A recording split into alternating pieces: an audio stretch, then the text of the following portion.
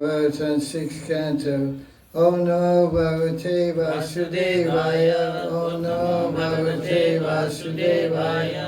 Om Namo Bhagavate Vasudevaya. Narayana Namaskritya Narancheva Narotam Devi Saraswati Vyasam Pradurte Madhire Nasta Praishu Padreshu Nityam Bhagavata Sevaya Bhagavati Vasate Bhakti Bhavati Naishiki Krishna Sadamo Bhagate Dhammaganadisa Kulnasta Prishamesha Puranagadunavita Sarvedanta Sarami Srivangata Vishite Karnasamrita Chutasya Nanayatrasya Kritikvachit Krishna Tilya Bhagavata Shiva Sarvashraya Pratikshake Pratyakshaya Narartakaya Priyamaya Bhagavata Krishna Sriyanga Pati Krishna Gopal Krishna. So, Srimad Bhagavatam, 6th Canto, the story of Ajamil, around the second chapter, verse number 7 actually, page 31. He says, one who has performed atonement for 10 million sins, excuse me, who's speaking here? Yamadutas? Vishnudutas Gurudev. Vishnudutas. Vishnudutas are speaking. Ajamil has already atoned for over 10 million sins because he chanted Krishna Nam, or Narayan Nam, let's say. He chanted one time Narayan at the time of death, although he was chanting throughout his life. Now, verse number 8. They repeated, Vishnudutas repeated, he chanted Narayana, 4 syllables, and atoned for sins he committed has already been done. Even in sins he hasn't committed are already eliminated. So, Vishnu's commentary gives examples of how many ways and different times Ajamil chanted Narayan. Because his son's name was Narayan, so he would always say, Narayan, stop your nonsense. Narayan, don't spit on your grandfather. Narayan, don't throw your chewing gum at your grandmother.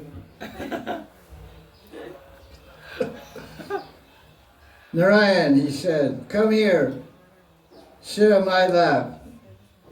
So just by chanting, calling his little son Narayan, he was doing atonement. Daytime and nighttime he was sitting, and then every time he chanted Narayan, so it was +1, -1, +1, -1. So when he got to time of death, he was negative. But he chanted Narayan, he got +1. That eliminated anything that was done before. Even if you chant one syllable, it's enough to destroy all sins. Prabhupada has a commentary on this verse. We can look at that. Excuse me. Page 99. Let's see what we got here. 99. Prabhupada's comment. Where? 99.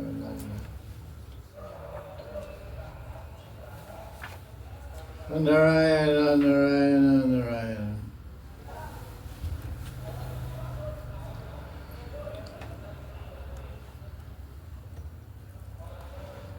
But Prabhupada said in comment on verse number 8,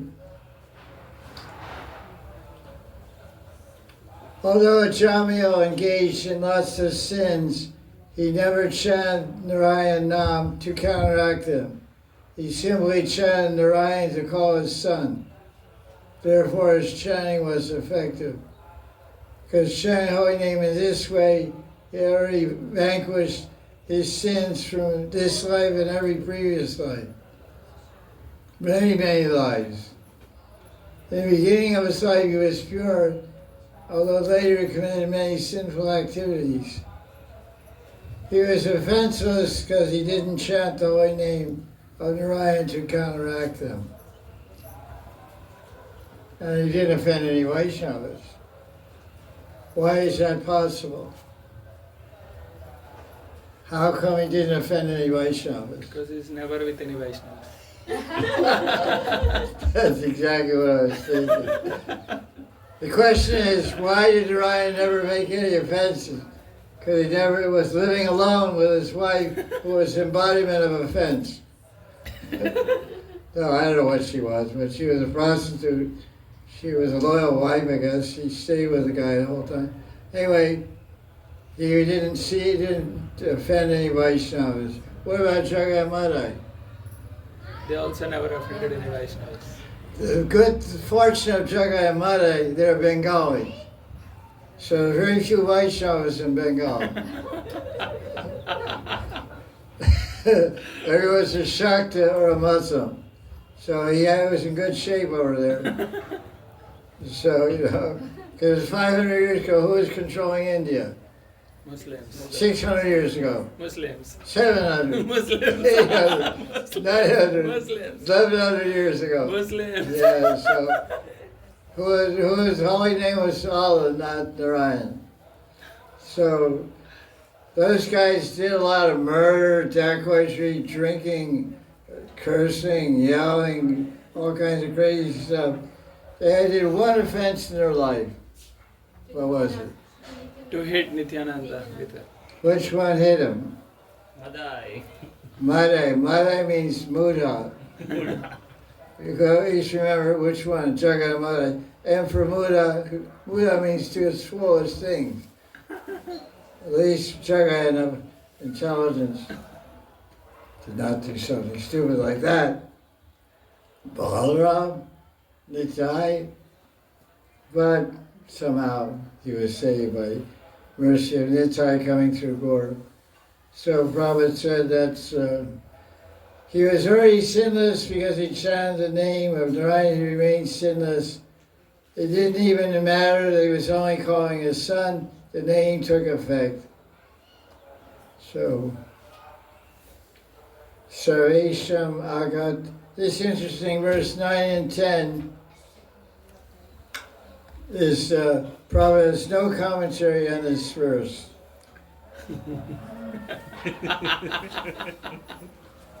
The Vishnu Chakravarti has 16 pages of comments.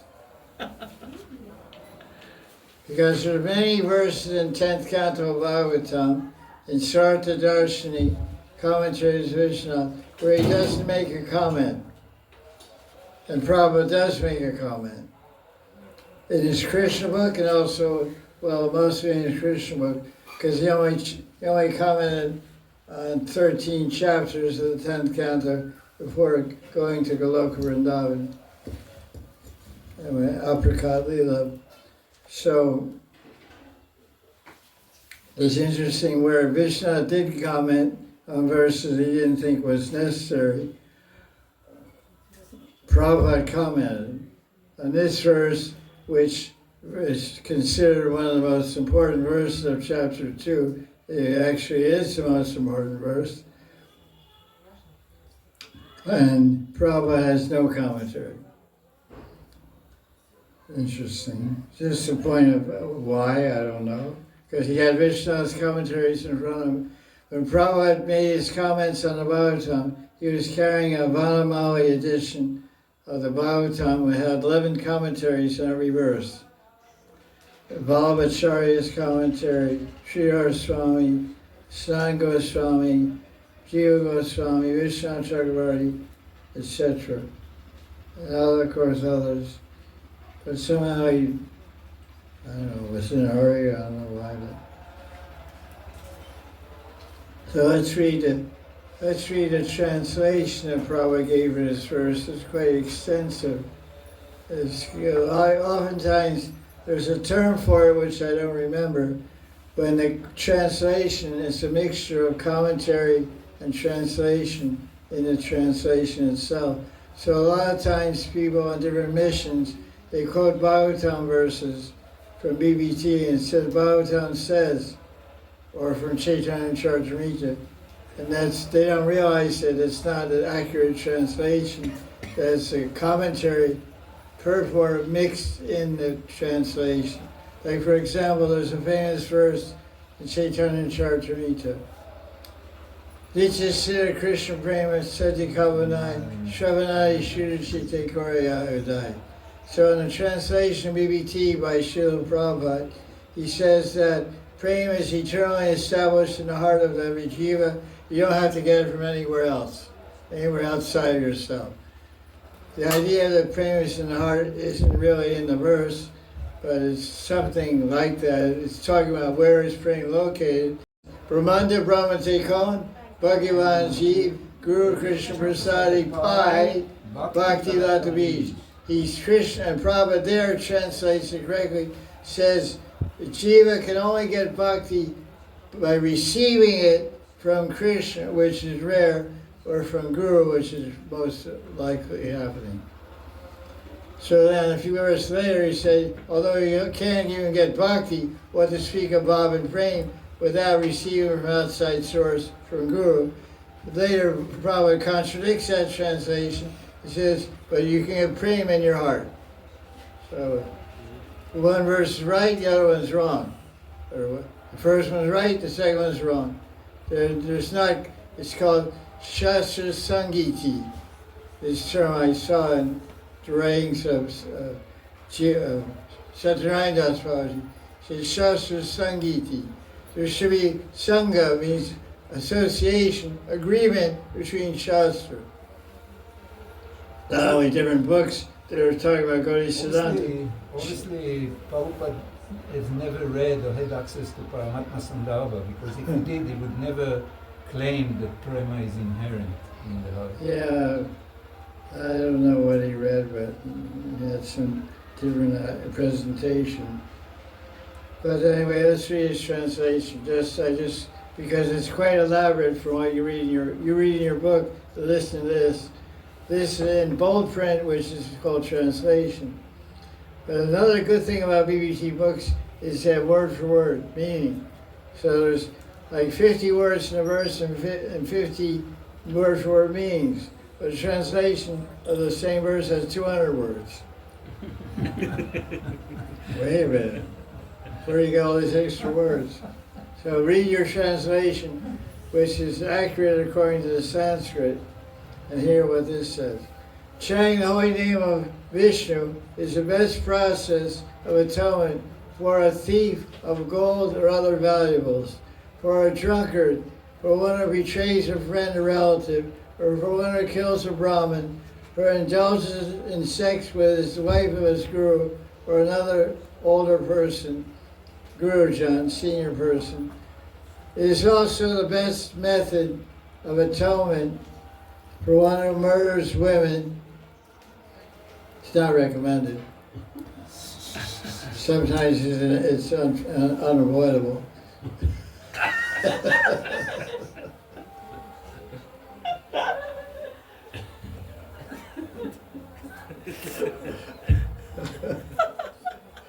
There are some people.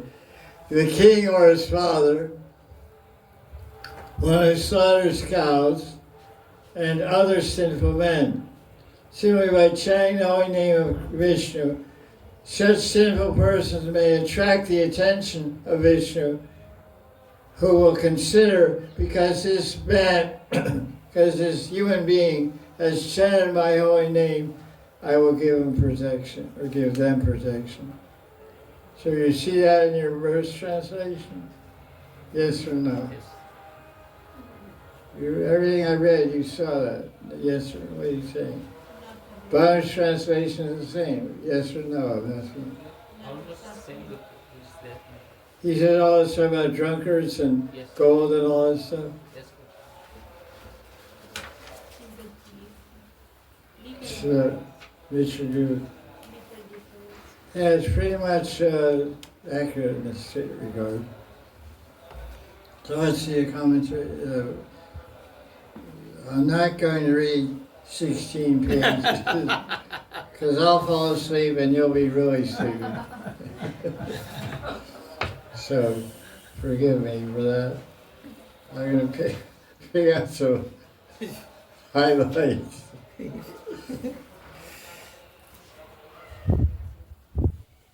So,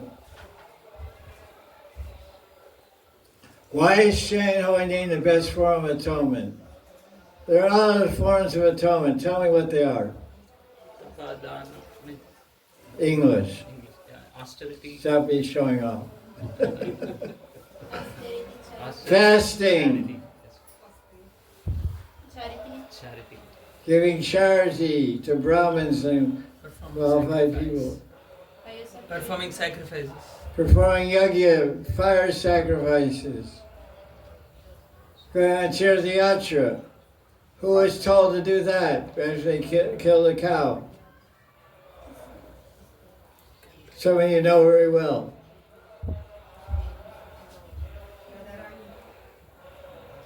Oh, okay. Radharani told Krishna.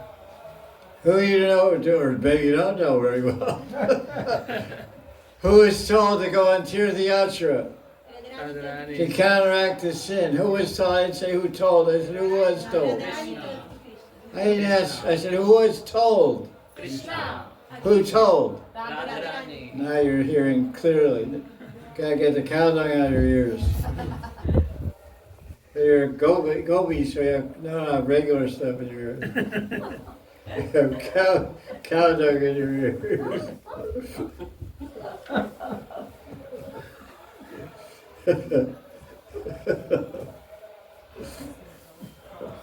That's a fair description of what's in mind.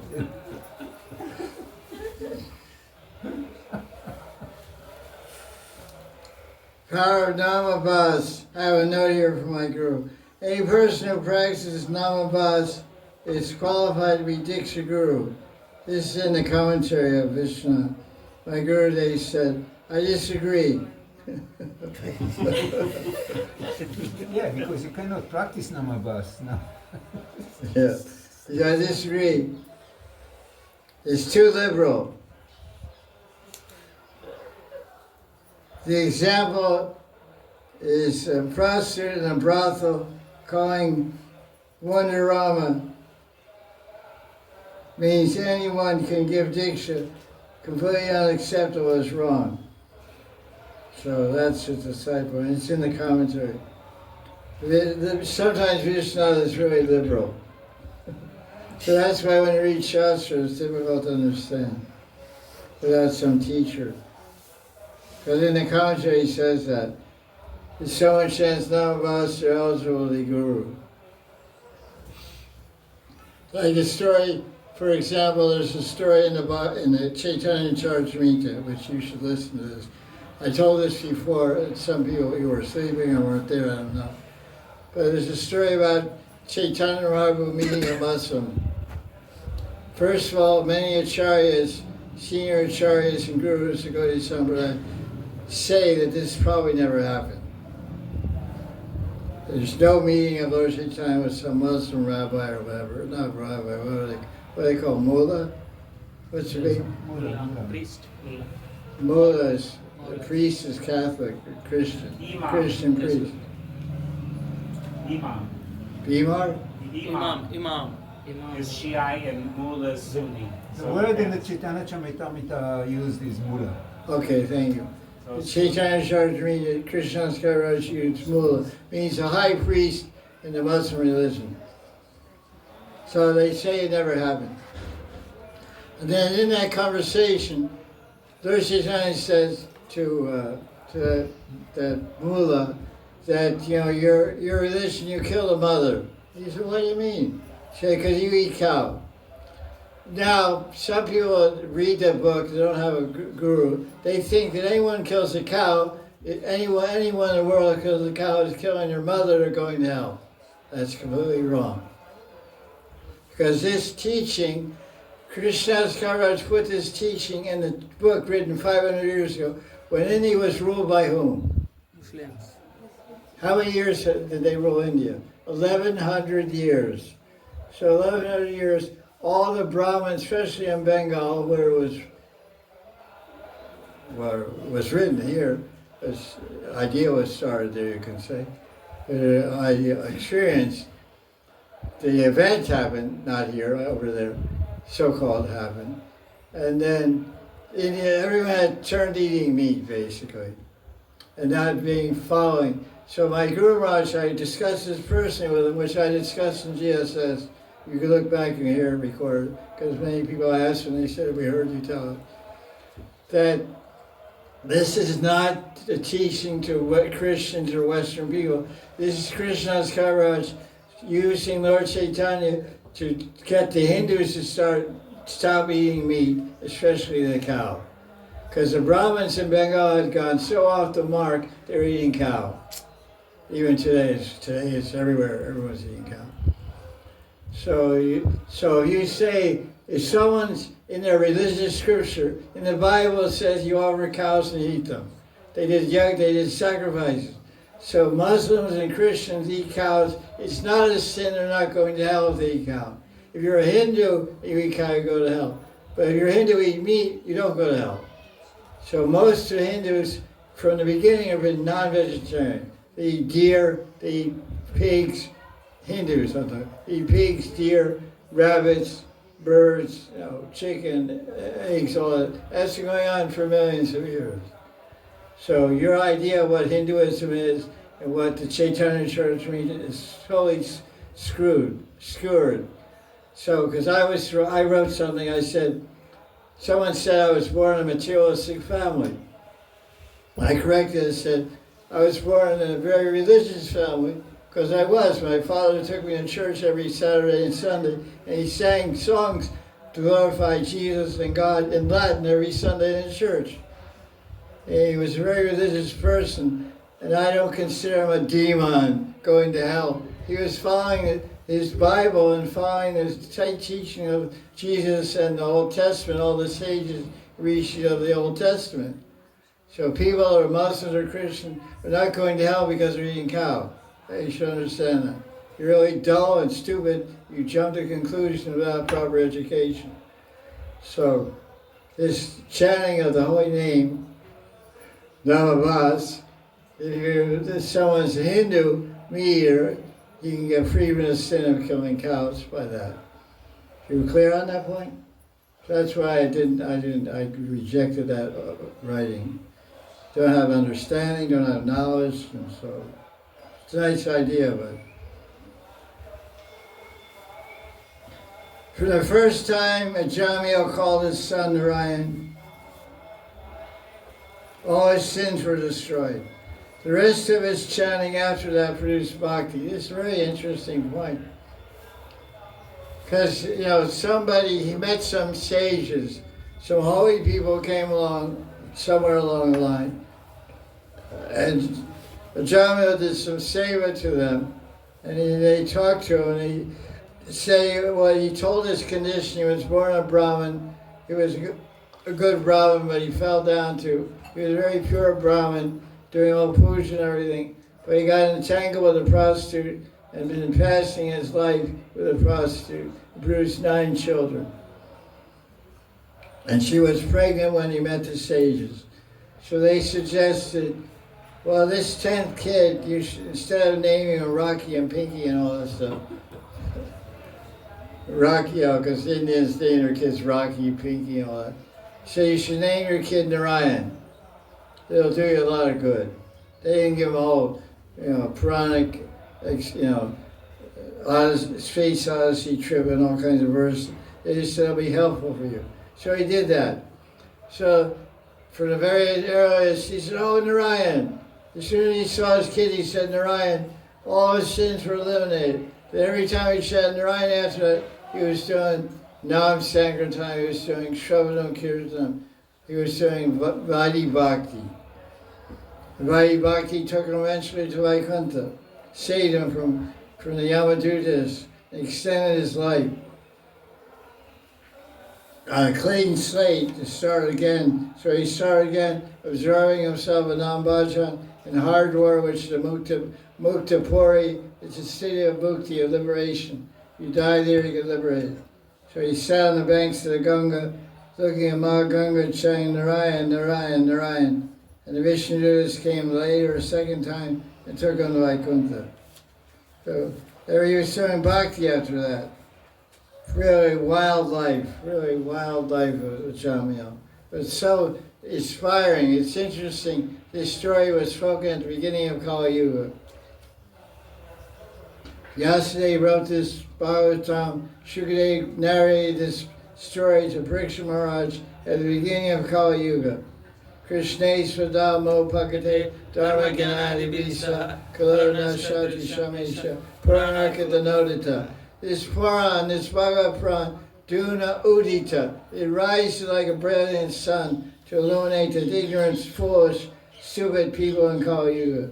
So this story comes right in the beginning of Kali Yuga, right where we are right now today, to teach us the power of chanting Krishna Nam will save us from going to hell and free us from all our sins.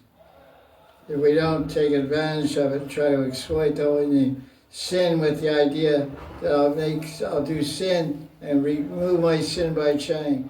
That's the seventh aparad. Now what's it? Nam Nan Balad. Nam no balad se papa buddhi. Papa Buddhi. One has a sinful brain, Papa Buddhi.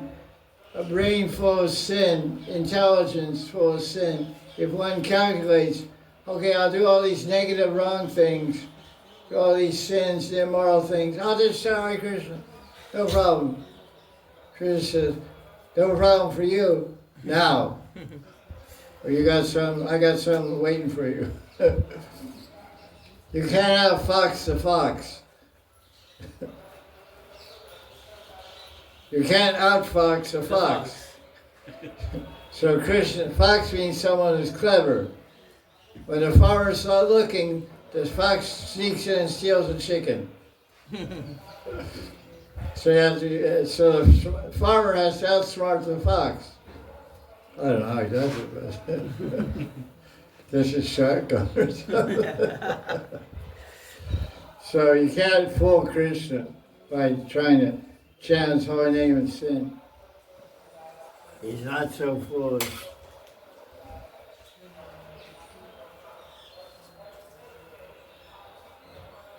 So someone asked a question. As soon as a Jamil chant the first time, he destroys all his sins. Why did he keep sinning after that?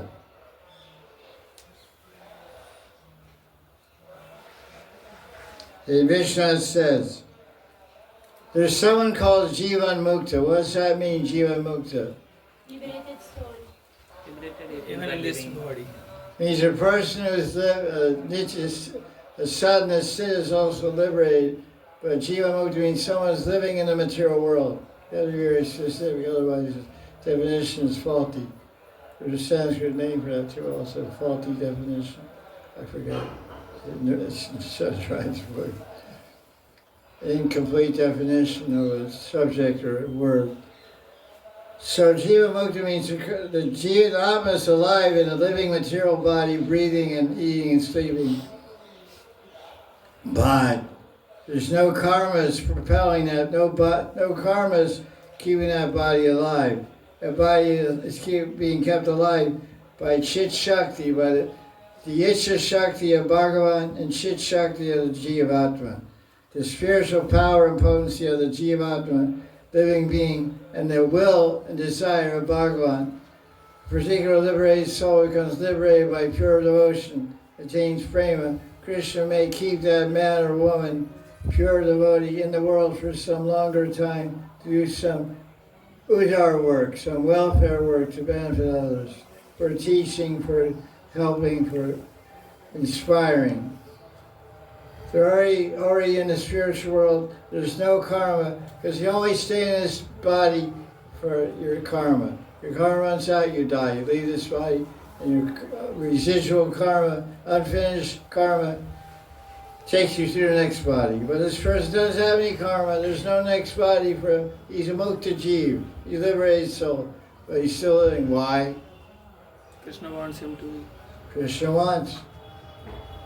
When Prabhupada was leaving his body, he was very sick at the end of his life. It was showing that idea, showing the symptoms.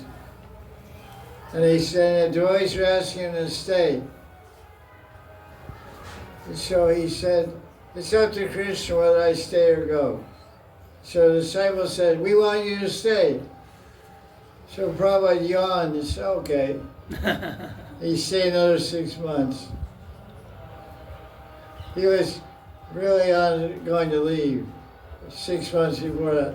They said, oh, they're all crying in his bed, making a big drama.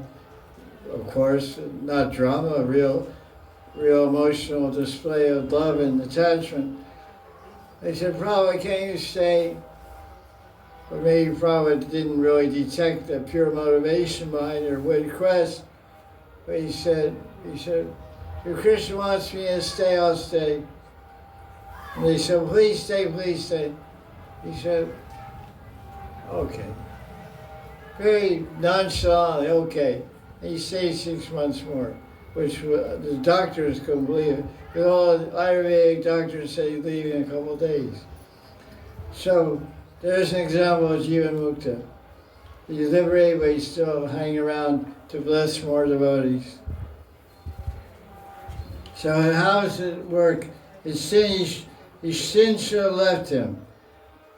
So he said, just like the karmas of a Jiva Mukta remain for some time simply as impressions, some thread like samskara is in the subconscious mind which is keeping the body moving. It describes sometimes that when Krishna would go out pasturing with the cows, that he would take the hearts and minds of the gopis with him. They would faint on the ground when he would lead on the ground every day. And the chariots like Vishnath and Krishna's Kaviraj, they write that the gopis, the Vrishvasis, would revive themselves and keep themselves alive and moving in separation from Krishna, like out of habit. They were just moving like robots because their life, their pran, had gone away with Krishna to the pastures. That's called, just the separation during the day. We went to Mathura and Dwarka, it was called Pravas, a big separation, and it was the same situation. They were just living by the memory and hope that Krishna would return, because he said he would. His last words were, Parso Ayenge, I'll return the day after tomorrow. How do you say it? Parso. How do you say it? What's the verb? Parso aayenge. That's what I said. Parso Ayenge. Parso Ayenge, I will return the day after tomorrow. Did he come back? Yes. Yes. No. Did he go? No. So he didn't go? He didn't come. Didn't go. He was there. Figure that out. I don't think I can. Good. You're not God. Confirmed. Ajamiel's sins lasted till death were like the bites of a toothless snake. If a toothless cobra bites you, what will happen? Nothing. May feel good. When you kiss your wife, you feel good. So maybe you feel better if you kiss a cobra.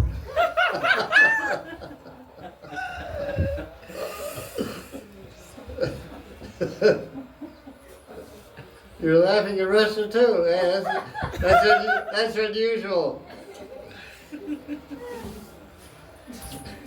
No result, toothless cobra. I love these purports, they're really cool. This sounds great.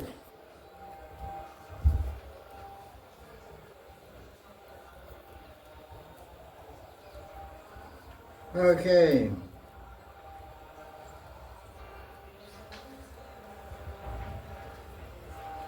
What about offenses? Why are offenses bad?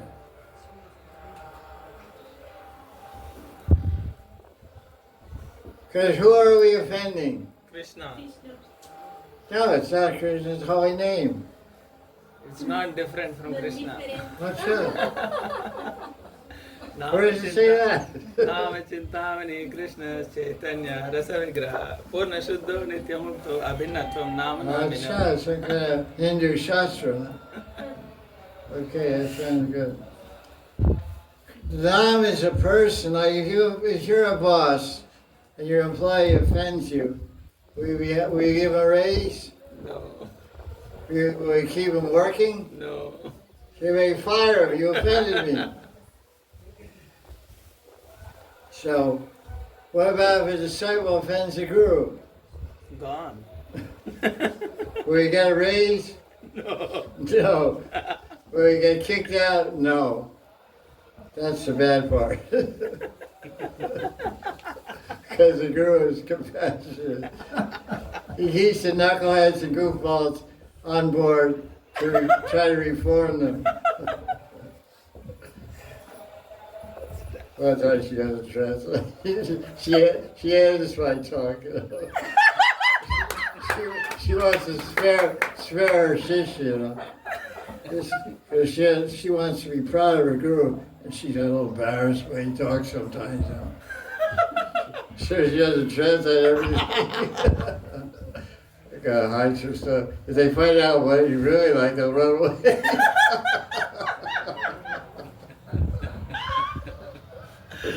Good. So, if you remove your offensive attitude towards the boss, you'll be happy again. That's what he said.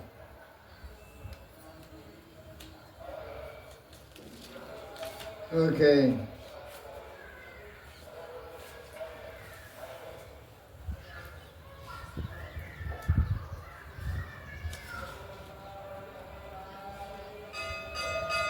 So here's how it goes. Vishnu explains. Jamila was a Brahmin, but he was drinking wine or some liquor or something. So that destroyed his pious activities. His punya karma was destroyed by drinking. His status, his position in Varnashram Dharma as a Brahmin was destroyed because Brahmins aren't allowed to drink liquor. Kshatriyas and Vaishyas can drink liquor, but and Sudras, that's all they drink.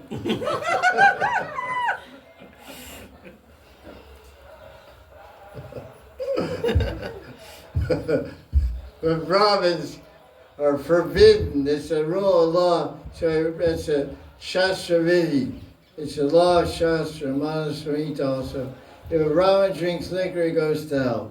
There's a planet there you see in the fifth canto, I know, where they're pouring hot liquor down a guy's throat. You see Bhikkhus Yamadus, they have a big oversized bottle of whiskey like out of a drugstore. Big bottle of medicine, apothecary. And all your big bottle, it says XXX on the bottle.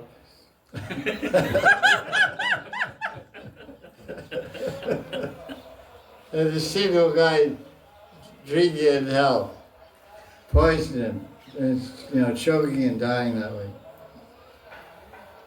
So that's the punishment for a Brahmin. He goes to hell for drinking. So Jamila was doing that. But it destroys pious. But right after he stopped drinking, what did he do? Narayana, Narayana. Narayana, Narayana, Narayana, Narayana. Please come here, take my empty bottle and throw it in the trash. Narayana, take my empty whiskey bottle, throw it out. Yes, Dad. Boy. Get the full one. So then, as soon as he chanted, Bhakti Devi appeared. Bhakti Devi wiped out the sin.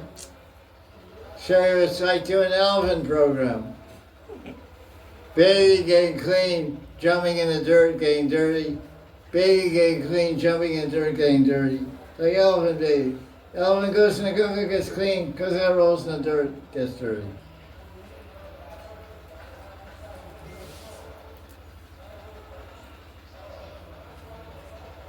The more Bhakti Devi gives her mercy, the sooner one gets prema.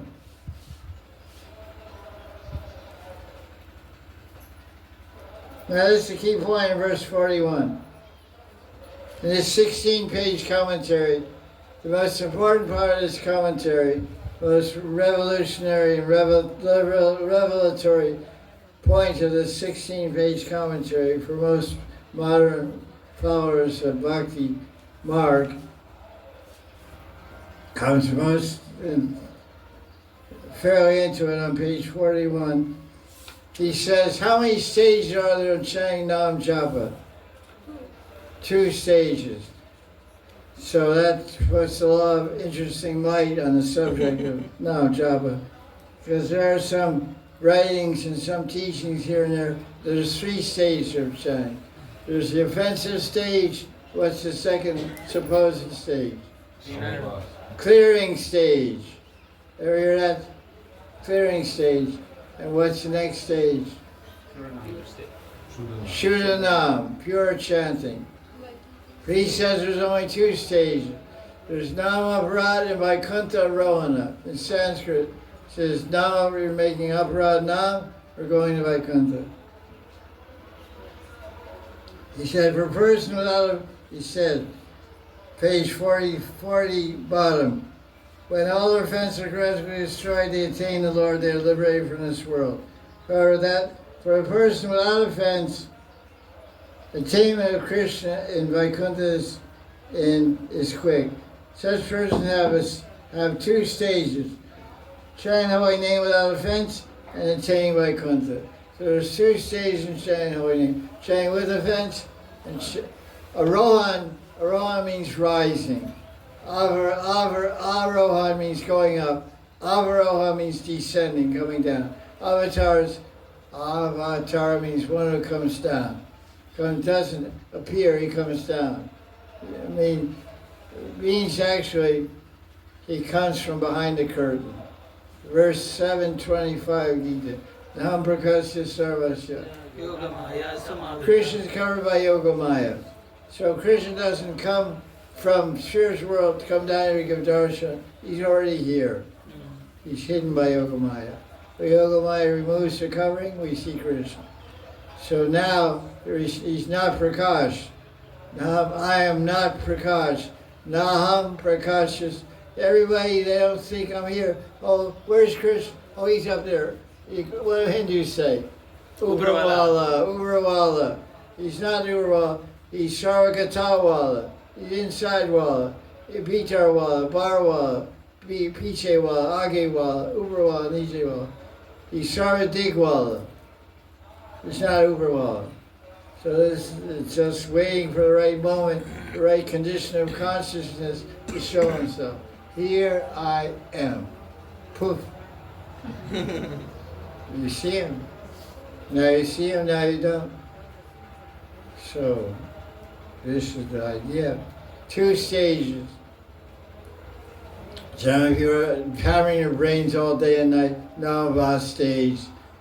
And they said, Bhagavatam, Jamil Chan Navas, we're saying Navas. We're not saying Navas. Navas is qualified in one verse also in this chapter. Sanket Parihasya Next coming up. It describes what is Navas, and all the 4 types of Navas have nothing to do with initiated devotees with Tulsi Mala around their neck. We don't sit down to chant Navas. Navas, when we sit down, we take a Nam Sankalpa. What is a Nam Sankalpa? Nam Sankalpa means a statement of intention. I am sitting down to chant. I'm going to chant the X amount of rounds. I'm going to chant 4 rounds. Because my Guru Day said chant minimum 4 rounds every day.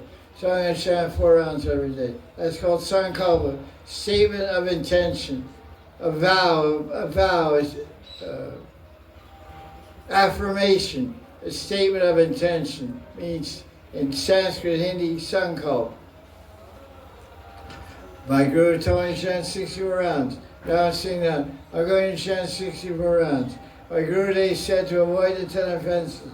I'm going to review the 10 offenses. Yeah. And then I'm going to promise not to make those 10 offenses. That's the second Sankalpa. And the third Sankalpa, why am I chanting this holy name? Third Sankalpa, why am I doing this activity? Any activity of bhakti, you have to make a sankalpa, statement of intention, and statement of the gati. A sadhana means a practice, means abhyas. Abhyas means gati, param gati. What is the gati of my practice?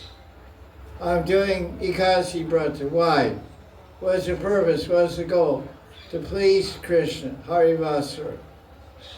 The Salam Bhakti, Krishna will be pleased if I fast. I'm fasting to please him. Not to get healthy, not to get power, not to get fame or anything. So we state that Sankalpa was my goal of this practice. What am I going to do? What is the practice? And remember, to please my Guru, I'll chant my rounds. So that in that Sankalpa, you don't take a Sankalpa, I'm going to chant neglectfully, Hail And there's four types of navas. One is called Hail neglectfully. We're not chanting neglectfully. We're trying to chant with rapt attention. We close our eyes. We put a cloth around our eyes, a black cloth around our eyes. Harinam Chintamani says this. Bhagavad Thakur. We chant in front of Tulsi. We chant in front of our Shalagram or Kiras. We chant in front of Radhakund. That's not neglectful chanting. We don't joke and make a joke at the holy name and mock the holy name.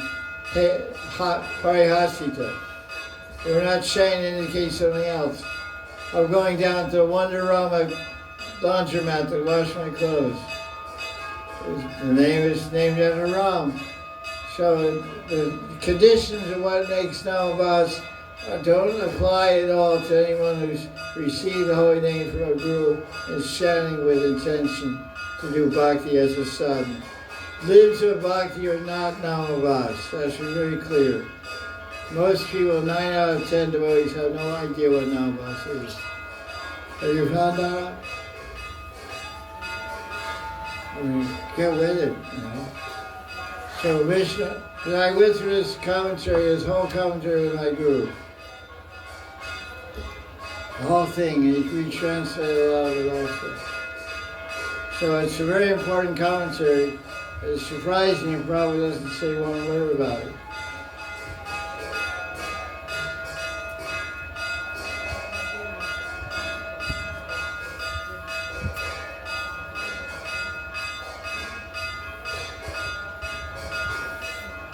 So Vishnu says, he gives proof from 4th Canto Bhagavatam, 24th chapter 29 verse, of how someone who chanted without offense went to Vaikuntha.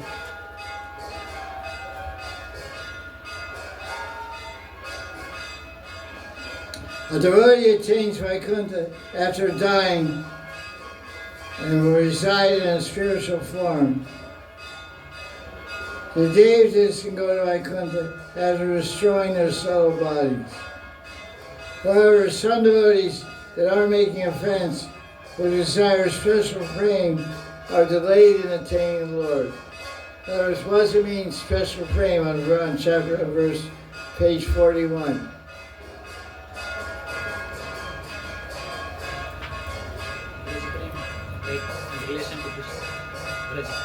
Special prema means you want to have the prema of a Vrishvasi.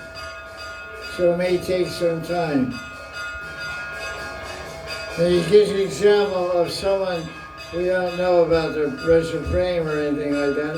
The example of Maharaj from 5th Canto Bhagavatam took 3 lives for him to get prema, because the point is being discussed is not special prema, but the point is being discussed.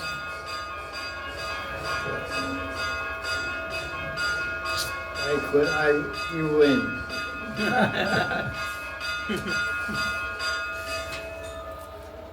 Thank you. Amen.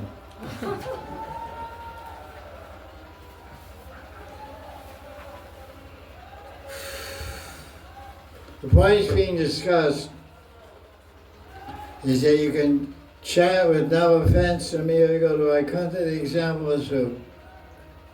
Ajamil. That's what we're discussing. That's the point under discussion. But he says there's an exception. Some people take 3 lives. Who's the exception? Bharat Maharaj. And the third exception is some bhakta has no offense, but wants a special praying may take a few lives. So if someone wants special praying, it's all of you sitting here. You want to Gopi Baba, Radharani, and the Manjaris. So that's the most special praying that's available to a conditioned soul. It's the Mahabhava Radharani and the Madhurya Prema Radharani, which has been offered freely by Lord Chaitanya. It may take a few lifetimes. That's the implied meaning of Vishnu's commentary. Very important commentary. So hold on, fasten your seatbelts. It's a wild ride now. We got 2 more wild rides. Yeah. Okay. Here we go. Well. Ananta Das Babaji told Janava, the Italian devotee. Who? Which story?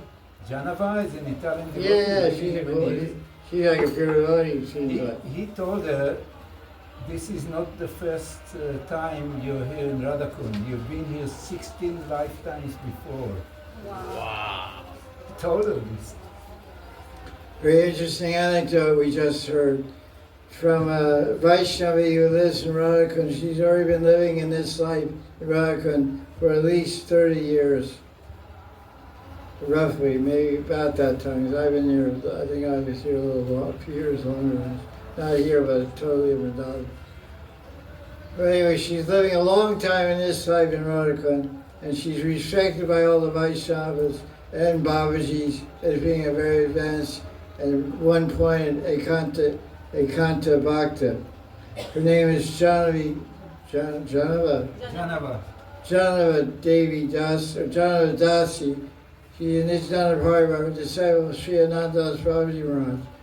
And he was talking with her one time and told her, he said, don't think this is your first life living in Radhakund. You lived here 16 lifetimes before.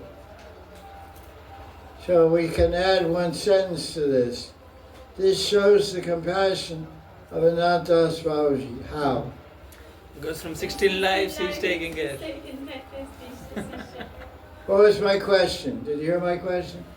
Yes. What does the Guru told the disciple, you've been living in Radhakund for 16 previous lives.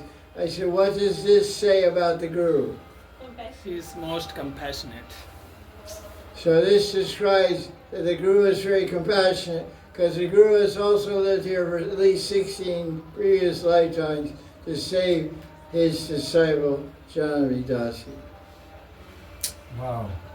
That I have to add this to my book. That's how it works. Yes, good. What's the Guru Vandana by Narottam Das Thakur? We Janme sing every janme day. Prabhu say Chakshudan dilo jai. Chakshudano dilo jai. Janme janme Prabhu say Divya Gyan Hriday Prakashito. Janmi say, a Prabhu say. Prabhu say, this Prabhu, you Prabhu, Lokanath Goswami, my Diksha Guru, are my Prabhu, my Guru Prabhu, my Master, my guide, my mentor. Janmi, birth after birth. Last life, this life, next life, every life. That Guru is called what? Sadguru. S-A-D, not S-A-D-H. Don't get confused. There's a high roller, Yeah, SADH. S-A-D-H. That's what that is, whatever that is. But there's also Sadguru, S-A-D, Sadguru, which is the one that reveals your Siddhaya and stays with you life after life. Actually, it's Sat, but because of the D of the following letter, it becomes Sad. Yeah, the word is Sat, that's nice, thank you for that. That's, you're showing off your Sanskrit by hanging around Jesus. That's good. That definitely has some result. So when we say Sat, because of some Sanskrit rule, when the vowel ends with a consonant, then the T becomes D. So the actual Satguru means Sat Chit Ananda. Sat means eternal. Sat means eternal, Chit means consciousness, Ananda means bliss. So he's Satguru, but in Sanskrit when you combine that adjective with the word guru is the noun, and adjective is Sat, eternal guru, Sat becomes Sat. That's the rule. T becomes D. So he says Sat. But there's a popular saint. That's nice, thank you. Popular saint in India called Sadhguru, S-A-D-H, who's doing actually a lot of good for India and the world also. He's really doing good things. Don't get me wrong, I have all respect and honor for him. He's doing great to improve humanity in so many ways. That's a nice description, saint. So let's see what we have here. What time is it now? 5-9. 5-9. Okay, page 42.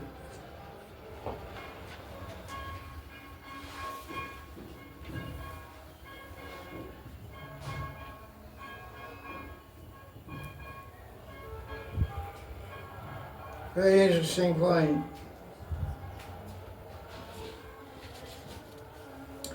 Bhakti, when one practices bhakti, they always get result.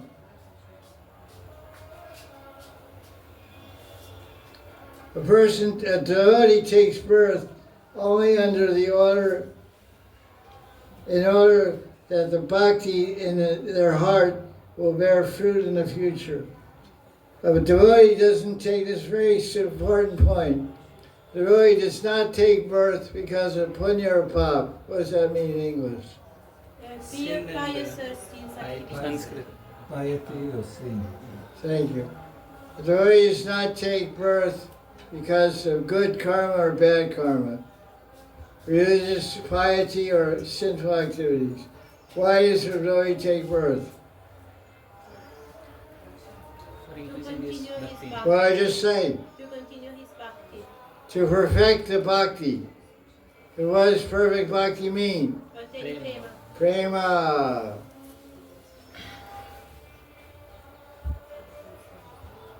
He quotes a verse, I don't know where from.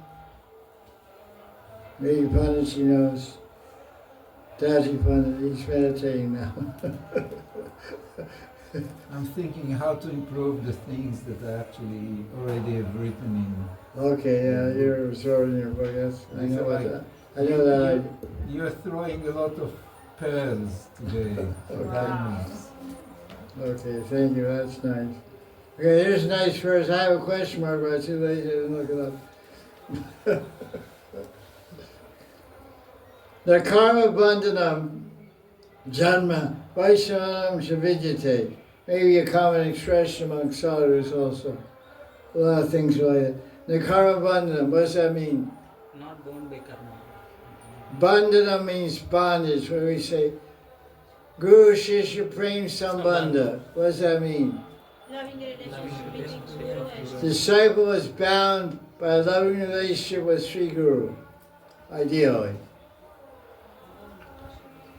This is karma bandhana. We're bound by our karma. We're tied. Our karma ties us to this body and to this world. The karma bandhana janma vaishnanam cha vidyate. Vidyate means to know. You should know that a Vaishnava does not take birth because of karma. Karma. So what about why you going to a Jyotishi? Lack of faith. The guy spoke the truth. That's because he's a Brahmana. He's Brahma Satyam. Brahma Satyavacham. The question is, if you're not here because of karma, what is Jyotishi about? What is astrology about? Karma. Karma. You hear me? What is astrology about? What she said? She could not hear his answer. Oh, his answer. Lack of faith.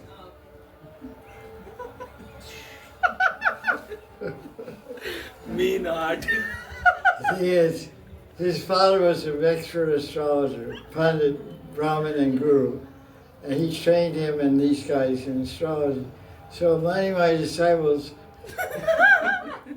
unknowingly to me, are going to him privately, getting advice because he's actually very good. He doesn't do it professionally, he doesn't like to do it, but they kind of twist his arm, give him a bunch of sweets also. So when he gets those sweets, okay. He looks at Charlie, gives him advice, which is okay, whatever, It takes you to go on,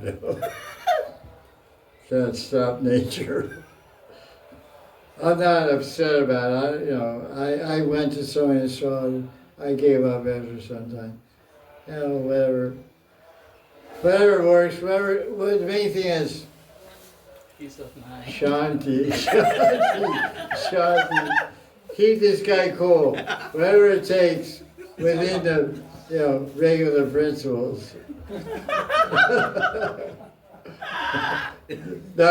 I'm not peaceful, let me take some whiskey. We're not saying that. You have to go to an astrologer, get tuned up, get a tune-up, get a star tune-up, tune up your star, change your star spark plugs and stuff. Then do it that makes you peaceful. I'm not making a rule about that.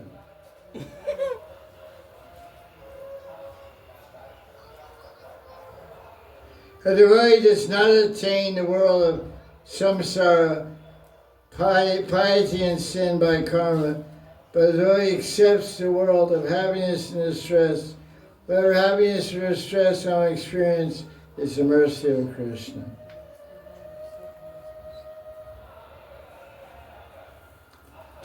Then in order to increase our devotion, devotees may take 1, 2, 3 lifetimes to attain Krishna. This is Krishna Chakravarti speaking. Yes, good. I say the same thing. Yes, good. I'd like to sit up here and try to give you all kinds of false promises. Hare Krishna, be happy, and come to Mangalartik and Sunday feast, and this life you'll go back to God.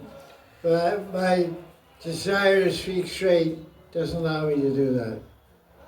And the Bhagavatam doesn't show that example either. One thing I say, if you attain praying, you'll go in this life, no matter how you get there.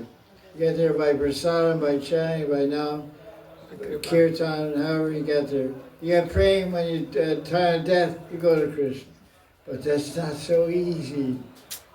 It may take a few lifetimes. But don't worry, you'll be born in Vrindavan. That won't be so bad. Because everybody in this life that's not born in Vrindavan, what do they want? Life, birth in Vrindavan. They want birth in Vrindavan. The first thing they want, there's two things they want. I want to live in Vrindavan. Some can, some can't. Second thing they want, okay, I'm not lucky this life.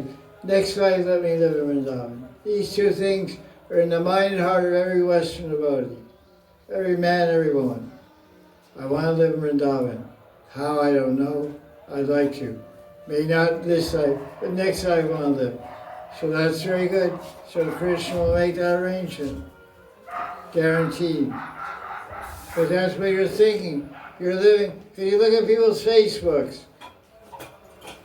Person lives in Russia. Person lives in Italy. Person lives in Germany, France. It says from Vrindavan. From Vrindavan. Krishna's Vrindavan. He hasn't been in Vrindavan 50 years. He hasn't been in Vrindavan 50 years. He lives in New York City. But he said, my home is Vrindavan. That's very good. It's a lie. It's a good lie. Sometimes lying is good. Ask any wife.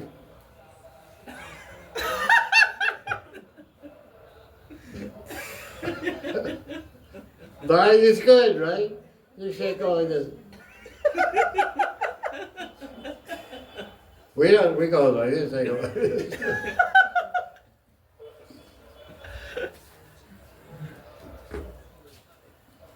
Okay. The quote, suffering is what we experience. Who gives it to us? Krishna. Look you. Why you doing this? There's stories of cinema saints that have dialogue, they have talks with God. And they say, listen, Krishna, it's too tough. They look up, it's too tough, it's too difficult. Lay off. Lay off, let me go. Don't pick on me. I'm a good girl. I'm a good guy. Have some mercy on me. Come on, man. Lighten up. They speak like this.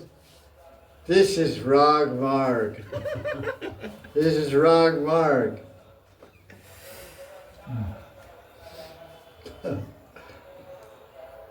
Reminds me of Ananda's Babaji Maharaj and Yoga Kishore. Yoga Kishore. Yeah, Yoga Kishore. He's a very interesting person. Intelligent Russian, born in Russia. And he became interested in Bhakti somehow, not through the IGM or anything. But on the internet he found out about Bhakti, found out about Radhakund. He came from Moscow to Radhakund directly, through Delhi. He went directly to Ananda's Babaji. He said, I saw some lectures on the internet and from Radhakund. I want you to be my guru. I want to take initiation. So he did. He became one of the good disciples of Ananda's Babaji, made many Russian devotees, brought many Russian devotees for Diksha. Yoga Kishore. Right? Yeah. Yoga Kishore. So he told me a story once. He went to his guru. He said, Gurudev, well, I have many Russian god brothers and god sisters that I brought here for Diksha. But I'm amazed. So many were telling me, last night I dreamed of Radharani. Last night I dreamed of Radharani. Radharani was talking to me. And last night I dreamed of Krishna. Krishna was talking to me. And when Ananda's Babaji heard that, he was laughing.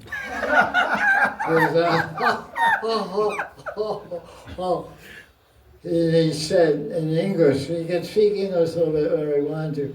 He said, this is very interesting.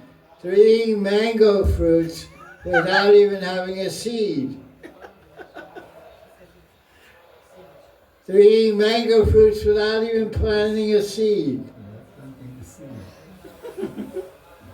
They don't have any mango seed, put in the ground to make a tree. After 10 years get fruits, but they're already having darshan Krishna. That's wonderful. And he said, so he was laughing. So you were sort of, well, what's it mean, Gurudev? He said it's kalpana, it's make-believe. Imagination, yeah. Imagination. Good imagination, it's not true. They're not seeing Radha and Krishna. So, it's going to take a while to get there. That's a good story. Yeah, it's a great one. I think it's recorded on the internet also, YouTube.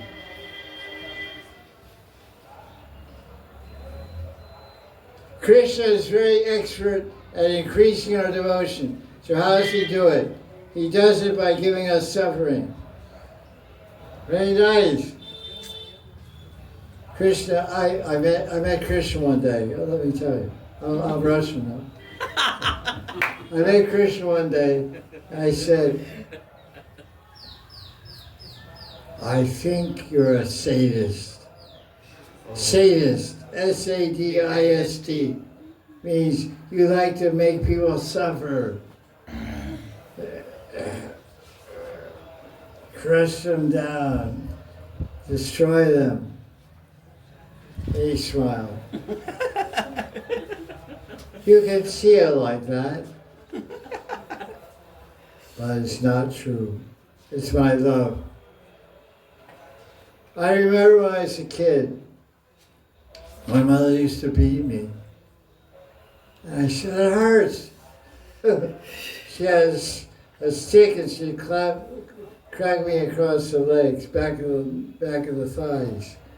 It didn't hurt much, it stung a lot. Like quack, quack. She said, turn around. I thought she hit my butt, because that's pretty fat. So I wouldn't get too much pain. So I was preparing for the shock. But then she did hit my butt. Bad aim. She was deliberately hitting my thighs, back of my leg. Oh, there's nothing there. It was stinging like anything. I said, ow, ow, it hurts, stop. She said, listen. She stopped, came around the front, looked. This hurts me more than it hurts you. Yeah, Wow. true. I said, that first you're acting crazy, now you're talking crazy.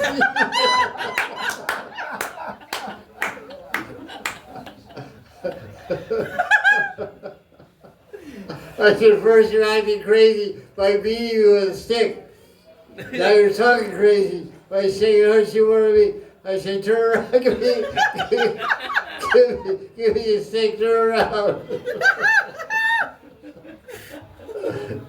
I wasn't that clever, I wish I was. If it happened now, I'd do that. So you should understand when you're suffering, Krishna's trying to increase your bhakti. Okay, you're suffering. But you should also understand that he's suffering also. That's the moral of the story. And not just telling a story without connection, although sometimes you wonder. I do too. Sometimes I'm praying to find a connection. Krishna, quick, make sense of this thing. Bail me out before I drown.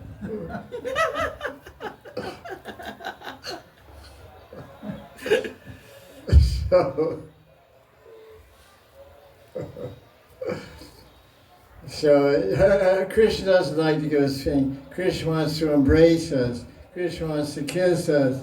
Krishna wants to dance with us. Krishna wants to love us. Wants to be loved by us. That's why he places his bhakti in our heart. Why does he give us bhakti in our heart? So we can love him. Love doesn't mean suffering. Love doesn't mean pain. Real love. I'm not talking about material love, man, woman, this, that. It's all fake. Okay, I think I'm tired of talking. And you're probably tired of listening. Jai Jai. Jai Jai Shri Radhe. Thank you, son. Go down here.